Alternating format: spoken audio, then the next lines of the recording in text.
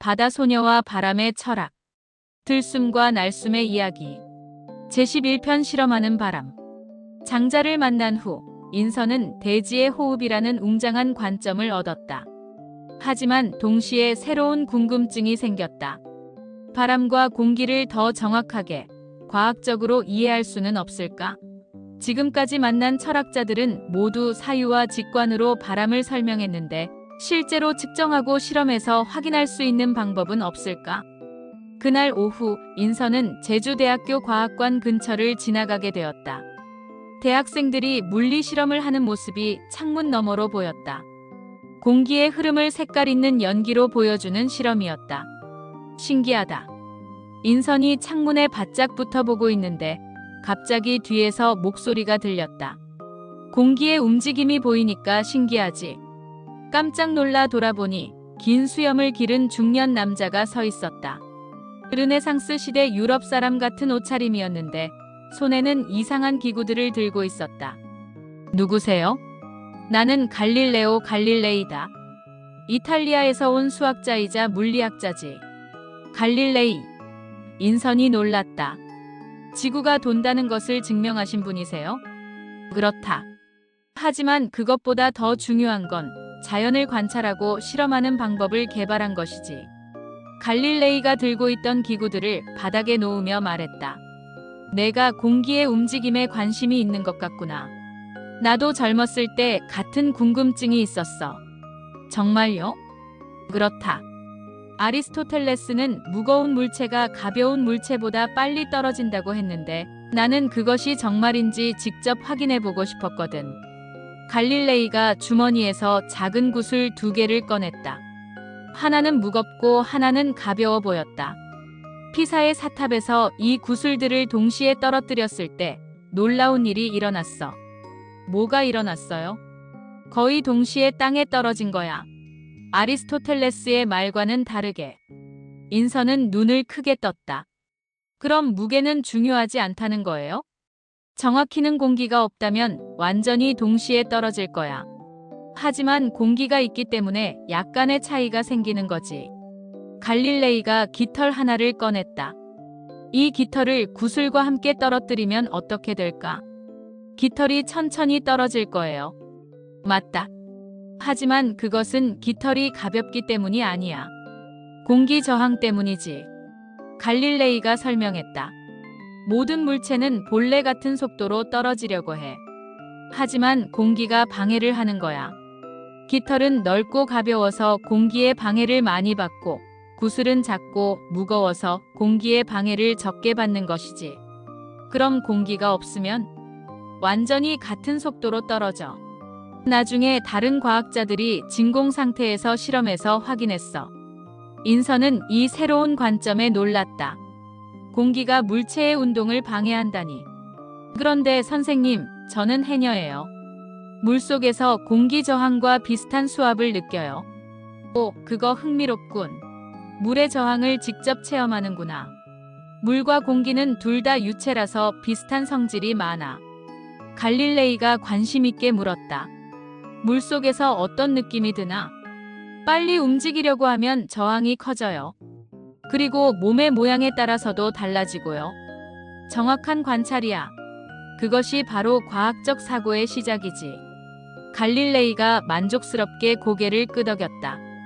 아리스토텔레스는 책상에 앉아서 생각만 했어. 하지만 진정한 과학은 직접 관찰하고 실험해야 하는 거야. 어떻게 실험해요?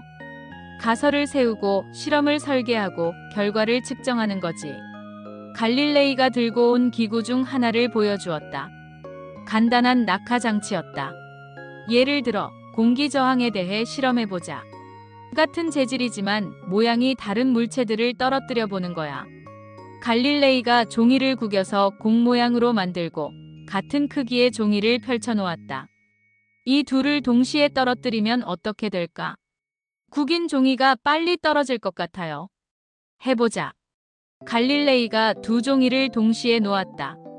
예상대로 구긴 종이가 먼저 땅에 떨어졌다. 왜 그럴까? 구긴 종이는 공기 저항을 적게 받고 펼친 종이는 공기 저항을 많이 받아서요. 훌륭해. 이제 내가 과학자가 되었군. 갈릴레이가 웃으며 말했다. 과학은 어려운 게 아니야. 일상에서 의문을 갖고 직접 확인해 보는 것이지. 그럼 제 숨비 소리도 과학적으로 설명할 수 있을까요? 물론이지.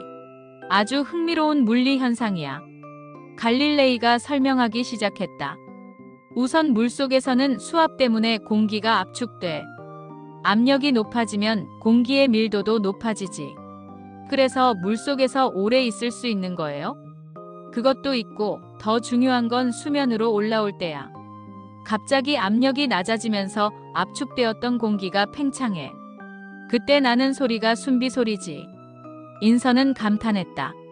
자신의 숨비 소리에 그런 과학적 원리가 있다니. 그런데 소리 자체도 공기의 진동이야. 내 성대에서 나온 진동이 공기를 통해 전달되는 거지. 갈릴레이가 공기를 손으로 흔들며 보여주었다. 공기가 없으면 소리도 전달될 수 없어. 달에서는 아무리 큰 소리로 외쳐도 들리지 않거든. 신기해요. 그리고 내가 물질할 때 느끼는 부력도 흥미로운 현상이야. 부력이요? 물속에서 몸이 떠오르려고 하는 힘 말이야. 이것은 아르키메데스가 발견한 원리인데 공기에도 똑같이 적용돼.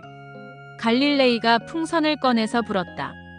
이 풍선이 하늘로 올라가려고 하는 것도 공기 부력 때문이야. 풍선 안의 기체가 바깥 공기보다 가벼우면 위로 올라가지. 그럼 새들도? 맞아. 새들은 날개로 공기를 아래로 밀어내면서 그 반작용으로 하늘로 올라가는 거야. 뉴턴의 작용 반작용 법칙이지.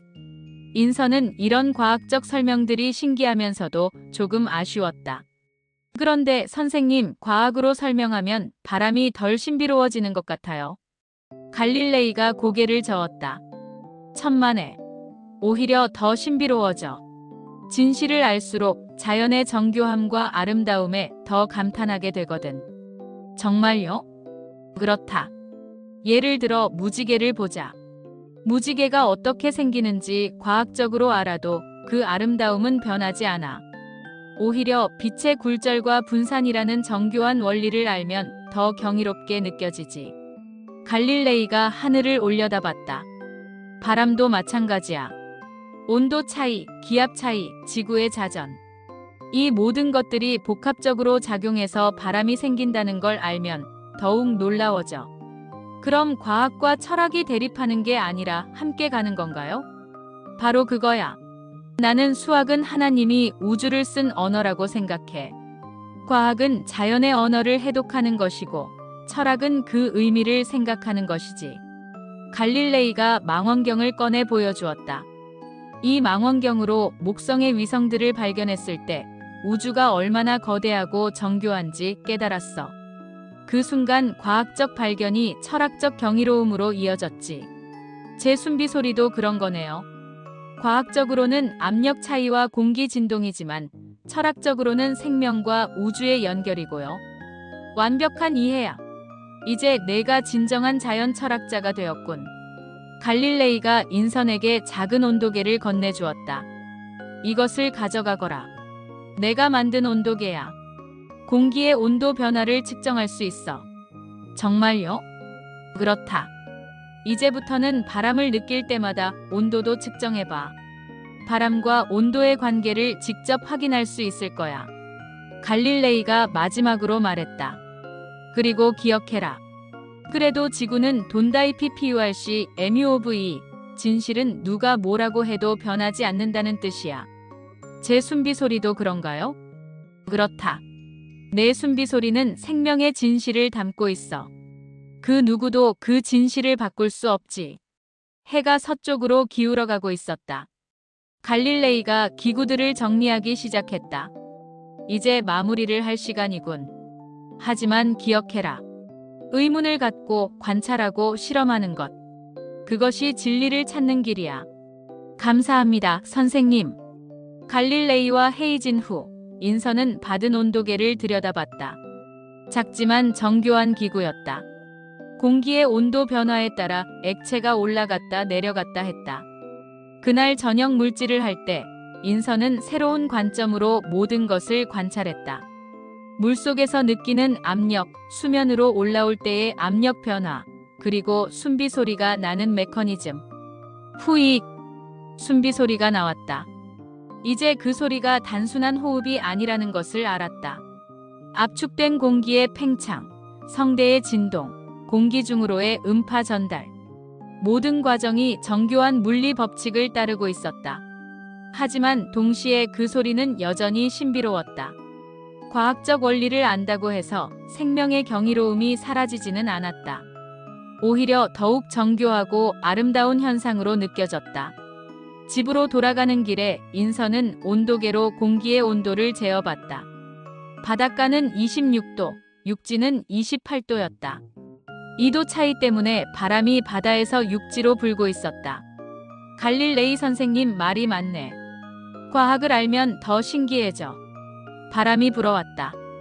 그 바람 속에서 갈릴레이의 목소리가 들리는 것 같았다. 관찰하고 실험하고 측정해라. 그리고 의문을 멈추지 마라. 인선은 온도계를 소중히 품으며 집으로 향했다. 이제 그녀는 바람을 철학적으로도 과학적으로도 이해할 수 있게 되었다. 그리고 둘이 서로 대립하는 것이 아니라 함께 진리를 향해 가는 것이라는 것도 깨달았다.